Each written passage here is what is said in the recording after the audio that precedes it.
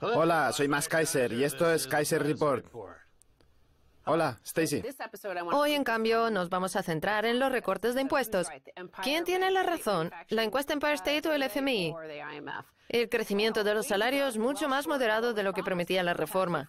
El último informe sobre la situación del empleo a cargo de la Oficina de Estadísticas Laborales de Estados Unidos arroja un aumento de los salarios semanales de $75 desde la aprobación de la reforma fiscal, muy por debajo de las previsiones de entre $4,000 y $9,000 al año previstas por el presidente Trump y por el portavoz de la Cámara de Representantes, Paul Ryan. Y es que desde la aprobación de la reforma, el salario semanal de los estadounidenses ha subido de media $6,21, lo que equivale a $323 al año, cuando la cifra prometida se situaba entre $4,000 y $9,000. Pero la cifra tampoco está mal. No. Todo depende de la perspectiva. Sí. Parece que está bien. El problema son todos los intermediarios que hay, que suelen corresponderse con las grandes empresas, las cuales se quedan con la mayoría de las ganancias que consiga cualquiera en cualquier momento. Así es. De hecho, el próximo titular demuestra que la bajada de impuestos, que ha inyectado más de $1 billón en la economía, ha ido a parar casi en exclusividad a las élites. Vamos a ver qué pasa con el resto. Si tenemos en cuenta que el año tiene 52 semanas, ese aumento semanal de $6,21 equivaldría a $323 anuales. Es decir, muy lejos del mínimo de $4,000 prometido y de los posibles $9,000 previstos por el presidente Trump y el portavoz Ryan si se bajaba considerablemente el impuesto de sociedades. Ya veremos si eso lleva a alguna parte o no. Lo que está claro es que las primas de $1,000 por empleado, como las que dieron Walmart, American Airlines, Delta Airlines y etcétera, no entran en ese recuento. Bueno, puede alcanzar para tomarse unas cuantas cervezas el fin de semana, pero para poco más. Yo llevo muchos años diciendo que el 1% de cada acción, bono o título suscrito por Wall Street o por cualquier banco estadounidense debería inyectarse en la seguridad social. De forma que los estadounidenses, tanto los que cobran el salario mínimo como los que son directores generales de una empresa, puedan participar en la economía de su país. Porque si no tenemos acciones, no formamos parte de esta economía. Así es. La mayor parte están en manos del 10% más privilegiado. En fin, vamos a ser un poco más específicos. En las primeras semanas del año se publicaron numerosos titulares sobre las primas de $1,000 que iban a conceder muchas empresas a cuenta de la reforma fiscal. Pues bien, vamos a ver hasta qué punto esa cifra es insignificante al lado del dinero que se han ahorrado las empresas, y para ello vamos a ver el ejemplo de Navient. Navient anunció que concedería una prima de $1,000 al 98% de sus 6,700 trabajadores, lo que equivalía prácticamente a $7 millones. Sin embargo, aunque pueda parecer una actitud generosa, la cifra no es nada comparada con el dinero que puede ahorrarse la entidad en impuestos. Teniendo en cuenta los ingresos netos de Navient en el 2016, su tasa de impuestos efectiva, los aproximadamente $200 millones que se calcula que se ahorrará a la empresa en impuestos y las primas concedidas, resulta que dichas primas suponen menos del 4% del ahorro en impuestos por parte de la empresa. O sea, que les damos $100 millones y ellos solo reparten 4. Cuando yo era adolescente, hacía trucos de magia en Times Square y me fijaba mucho en los trileros, que hacían perder miles de dólares a los turistas. Ahora bien, para evitar que los turistas les acabaran pegando, tenían que dejarles ganar de vez en cuando, sobre todo al final. De forma que, aunque hubieran perdido $5,000, si al final el turista se embolsaba 20, en su cabeza se quedaba con la idea de ser un ganador y de haber derrotado al trilero. Pues bien, en este caso sucede lo mismo. Las empresas que han ganado miles de millones de dólares gracias a estos tejemanejes fiscales nos regalan $1,000 y nos creemos que somos los verdaderos ganadores. Es una pena que recurran a esos trucos psicológicos tan básicos para engañar a millones de estadounidenses y que estos no se sientan totalmente estafados. Pero está claro que les funciona. Bueno, para muchos estadounidenses $1.000 puede ser una gran cantidad de dinero en términos relativos, porque recuerda que el 65% de ellos no tienen más de $400 ahorrados para emergencias. Pero si queremos una prueba de las desigualdades de riqueza e ingresos en Estados Unidos, ahí la tenemos, en el hecho de que las empresas como Navient dediquen un 4% de sus beneficios fiscales a dar una paga extra a los trabajadores, mientras que el 96% restante se lo quedan ellas. Y esas desigualdades tenemos que analizarlas desde el contexto interno estadounidense. No vale pensar en que los estadounidenses más pobres tienen más dinero que los somalíes más ricos. Las desigualdades dentro de una economía suponen todo un lastre para el crecimiento, o al menos eso pienso yo. En fin, vamos a ver otro titular relacionado con las élites y con la bajada de impuestos de más de $1 billón. El dinero que se ahorran las empresas en impuestos va a parar a los accionistas y se filtra a los trabajadores que cobran por horas. Por ejemplo, en los 3 primeros meses del 2018, los inversores han recibido $109.200 millones en dividendos, lo que constituye una subida de más del 8% respecto a los $100.900 millones recibidos en el mismo periodo del año anterior, según índices del S&P Dow Jones. Es más, los dividendos trimestrales del S&P 500 han alcanzado un nuevo récord. Y además de eso, en su cálculo sobre las recompras de acciones para este año, JP Morgan prevé que esta práctica se sitúe en nuevos máximos históricos, alcanzando los $800.000 millones. O sea, $800.000 millones gracias a las recompras de acciones y $1 billón gracias a la bajada de impuestos. Se trata de un apartheid financiero. Los intereses están estructurados para penalizar a los pobres, mientras los dividendos lo están para enriquecer a la cleptocracia. Estados Unidos es un auténtico apartheid. Vivimos en un apartheid financiero diseñado por Wall Street. Así que $800.000 millones son los que esperan ganar las empresas gracias a las recompras de acciones frente a los 527.000 del año pasado, lo cual, por cierto, también reduce el número de acciones restantes que los ciudadanos pueden comprar en el mercado bursátil. Y no solo tienen que invertir los ciudadanos, también los fondos de pensiones. Vamos, que cada vez hay menos acciones disponibles para que la gente pueda participar en un mercado público como es la bolsa. Así es. Se está privatizando la bolsa con ayuda de los intereses que se encuentran en niveles artificialmente bajos. Y tras este fracaso del capitalismo viene el neofeudalismo. Y encima esas recompras no las hacen con dinero en efectivo, sino con deuda, gracias en parte a los chanchullos de empresas como Apple, que tienen aparcados miles de millones de dólares en el extranjero y que, para no tener que pagar impuestos por repatriarlos, emiten deuda en Estados Unidos para recomprar esas acciones. Se dice que la deuda federal asciende a 20, 21 o 22 millones de dólares, pero que si se tiene en cuenta toda la deuda, la cifra asciende hasta los 60, 70 u 80 billones. Yo tengo un mensaje para Donald Trump. Señor presidente, derribe de una vez ese muro. Y con muro me refiero al del apartheid de las tasas de interés. Pensé que te referías al muro de deuda. Al muro de la deuda. Primero acabe con el apartheid financiero que existe en Estados Unidos y luego ya puede solucionar los problemas que haya en México o en Siria. Esas aventuras extranjeras contra las que nos advirtieron los padres fundadores.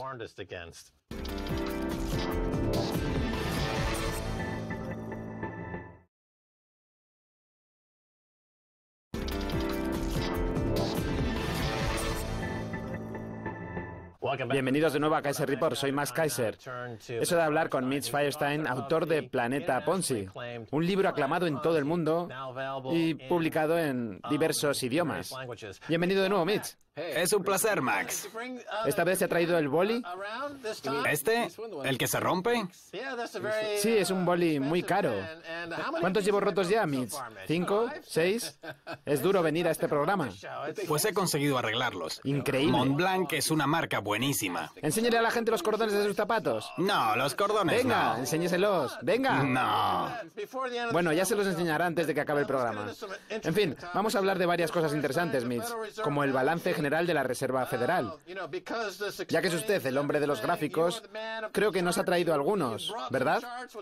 Sí, he traído varios. El primero trata sobre el balance general de la Reserva Federal, que asciende a casi 5 billones de dólares, lo cual explica por qué hemos tenido las burbujas de activos más grotescas de la historia. La Reserva Federal no deja de emitir moneda y por eso los mercados no dejan de subir, creándose unas burbujas totalmente absurdas en el mercado bursátil, el mercado de deuda, el mercado crediticio y el mercado inmobiliario, las mayores de toda la historia mundial. Y los demás bancos centrales, como el Banco de Japón, el Banco Central Europeo o el Banco de Inglaterra, también se han subido al carro de la emisión de moneda. Permítame que lo interrumpa, porque ha hablado usted de las burbujas de los activos, pero yo creo que también se trata de un problema de mala inversión, porque si cada error se subsana emitiendo moneda, entonces no hay un solo sector que necesite rendir cuentas a nadie. Piense, por ejemplo, en los contratistas de defensa, a los que les va genial bombardeando a la gente y sin ofrecer explicaciones a nadie, ni al Congreso, ni a los parlamentos, solo se limitan a bombardear a gente, porque saben que el dinero gratuito no tiene fin.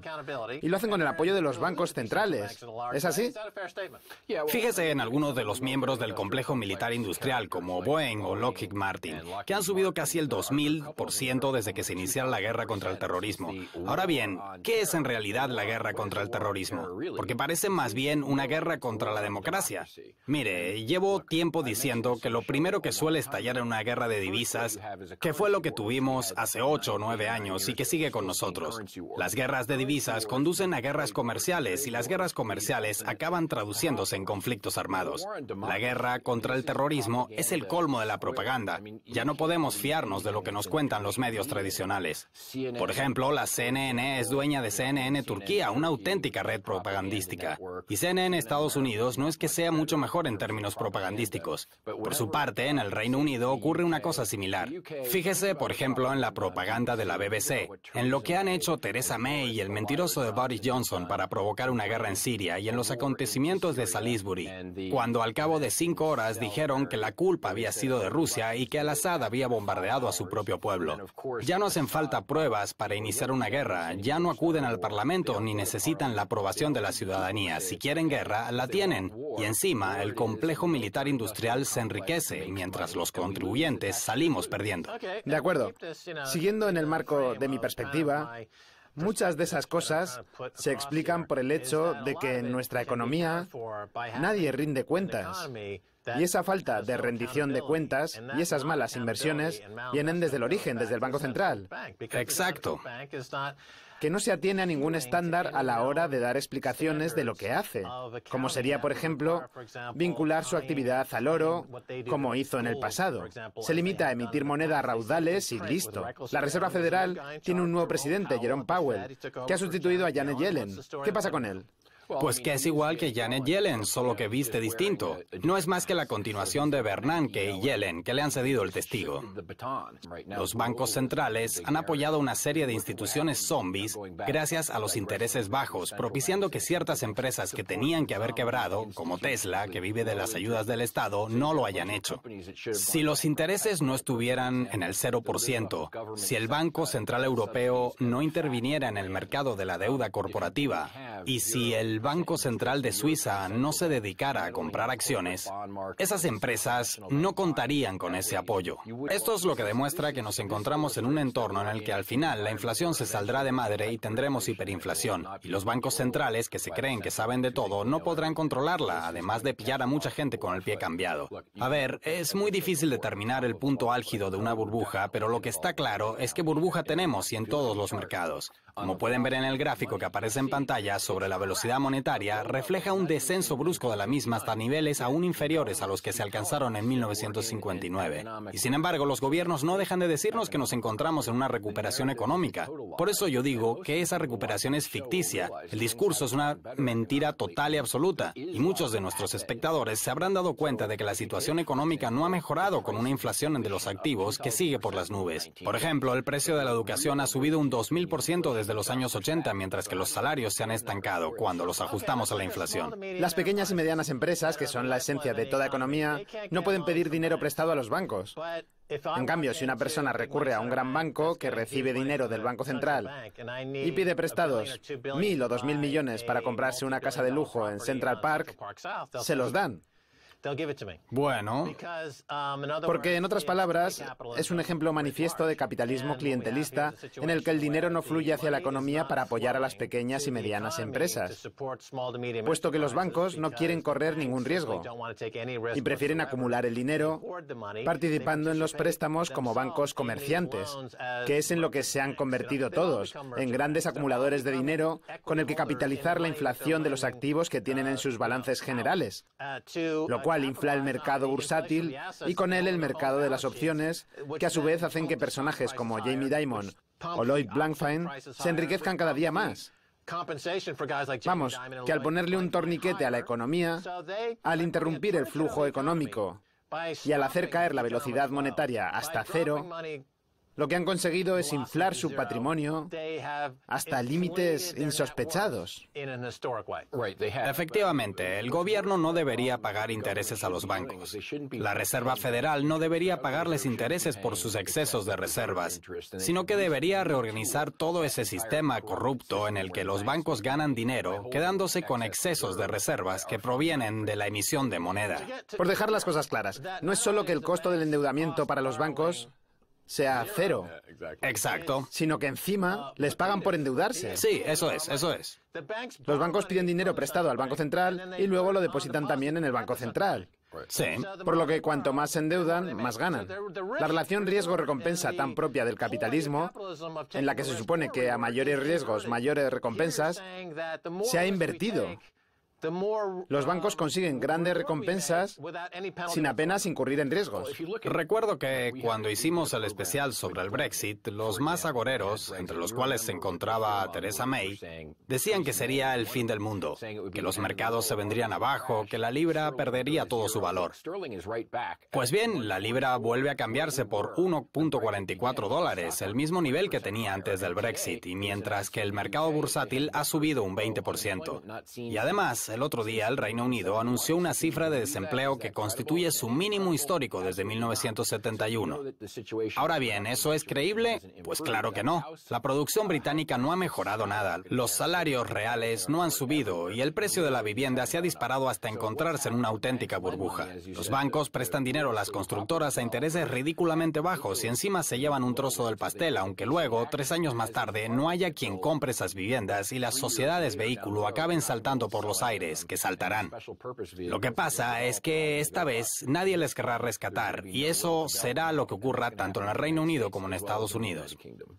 Así es, como acaba de decir usted, los salarios reales no han subido. Por tanto, aunque una persona consiga un trabajo esporádico repartiendo comida en bicicleta y cobrando el salario mínimo mientras tiene que pelearse con todo el tráfico y seguramente acabe ingresada en algún hospital, ese trabajo cuenta como tal a la hora de hablar de crecimiento del empleo. Y poco importa que los salarios bajen o se queden estancados. Lo importante es que se ha creado un puesto de trabajo, lo que se considera una prueba de esa supuesta recuperación, cuando en realidad esa recuperación no es tal. En fin, vamos a hablar del índice Shiller del precio de la vivienda en Estados Unidos. ¿En qué consiste? ¿Qué está pasando? Creo que tiene otro gráfico.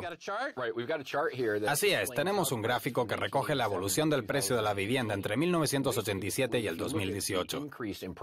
Ben Bernanke dijo que las hipotecas basura no eran un problema, que estaba todo bajo control. Sin embargo, en el 2006, los precios alcanzaron su punto álgido y empezaron a caer considerablemente. De acuerdo, tengo que interrumpirlo una vez más porque quiero hablar de dos cosas. Por un lado, el precio del alquiler en Nueva York se desploma. Cuéntenos rápidamente por qué.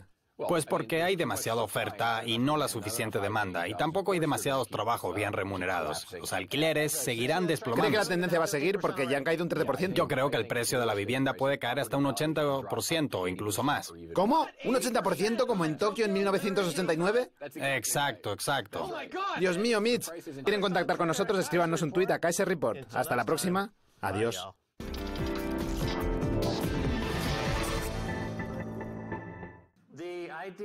La idea de los mercados libres, que apoyo totalmente, se remonta a la Ilustración, se remonta a Adam Smith, se remonta al momento en el que el poder pasó de la Iglesia Católica a la Ilustración, a la soberanía individual, a los derechos del hombre. Por eso esa idea tiene que preservarse y los mercados son una forma de conseguirlo. El libre comercio es una manera de conseguirlo. Cualquier cosa que interrumpa el libre comercio también interrumpe la libertad. Y cualquier cosa que interrumpa la libertad es una vuelta atrás al neofeudalismo. Y esto está ocurriendo ahora en Estados Unidos y posiblemente aquí en Canadá, ya que la riqueza se concentra en muy pocas manos. Existe un posible riesgo de neofeudalismo en el horizonte. En mi opinión, las criptodivisas son la respuesta. Son una clase de activos que está engullendo la cuota de mercado y el dólar está condenado. Todo el dinero fiat está condenado. En resumen, tengan en dinero fiat solo el dinero que estén dispuestos a perder. Todo lo que no esté en cripto desaparecerá. La burbuja más grande del mundo es el dólar estadounidense. El mercado de valores está en una burbuja. El mercado de bonos está en una burbuja desde hace 300 años. No hemos visto precios de los bonos de mercados de bonos soberanos como estos en 300 años en el Reino Unido y en más de 240 años en Estados Unidos. Piénsenlo, se trata de una burbuja de varios cientos de años. Y esas burbujas explotarán. Lo harán porque las tasas de interés no pueden seguir en casi cero para siempre solo por ayudar a mantener a flote a los bancos insolventes como si fueran solventes.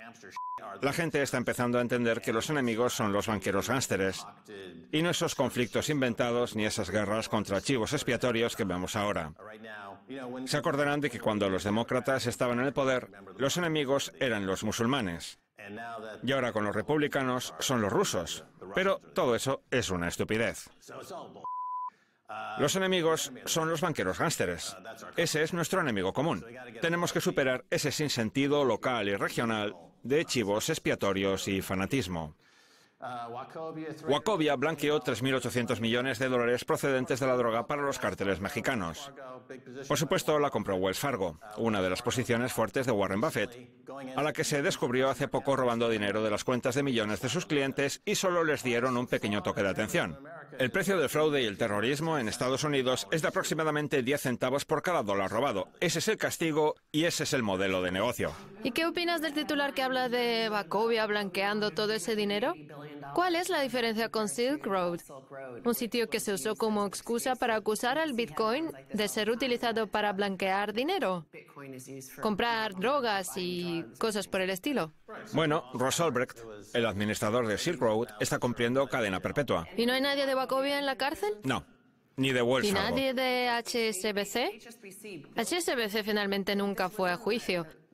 Pero durante las investigaciones se descubrió que habían diseñado físicamente el equivalente a un rastreador o un libro mayor.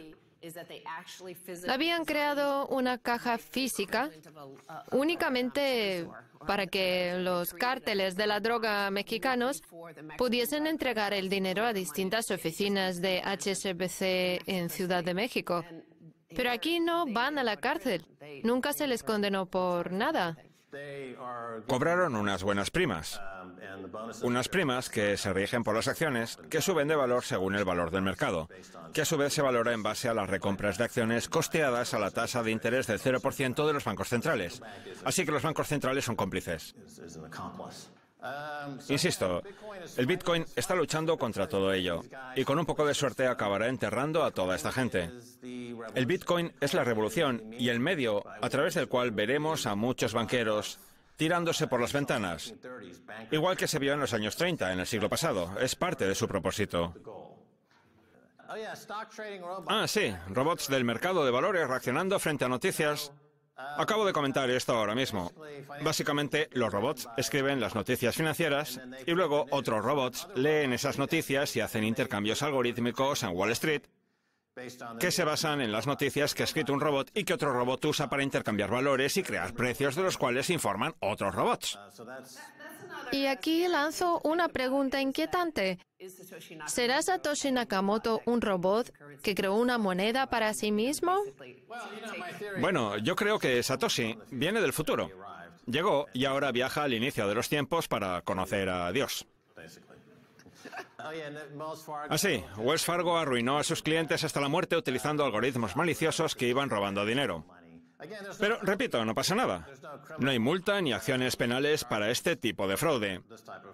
Y esto es como una plaga que hay que erradicar, como, qué sé yo, la gonorrea o la sífilis. Wells Fargo es la sífilis de Wall Street y el Bitcoin viene a ser la penicilina. Sí. ¿Estoy siendo muy gráfico? Si hablamos de mirar al pasado, en algún momento estos titulares acabarán siendo viejas noticias sobre la banca financiera de la época previa a la cadena de bloques. Sí, parecerá. Para la gente que ahora tiene 10 o 12 años, en el futuro todo esto les parecerá raro. ¿De verdad podíamos vivir en un mundo donde los banqueros podían tener todo el control sobre nuestra riqueza? ¿Es cierto que se podían crear cuentas falsas a nombre de uno y operar con ellas sin que la víctima se enterase de que actuaban en su nombre? No se lo creerán. Se convertirá en una leyenda. Este es el patrón de la evolución del precio del Bitcoin. Ya empezamos a observarlo en el 2001 y ya hemos pasado por 3 o 4 grandes correcciones del 80%. Este suele ser el patrón que me imagino que continuará siendo igual hasta que sobrepasemos los $100.000. Para mí, la cuestión del valor es menos importante que la de la adopción, la cual viene dada por el fracaso del sistema bancario. Como dije al comienzo de la charla, la época del dinero fiat está llegando a su fin. La idea de una divisa fiat respaldada por otra divisa fiat está en las últimas. La gran burbuja de los mercados de bonos va a estallar. El mercado de propiedades pasará por una época similar a la experimentada por Japón con el Nikkei y caerá un 80%. Lo único que se podrá comprar será el Bitcoin, el oro y la plata, pero el Bitcoin tiene unas características mucho más atractivas que las del oro y la plata.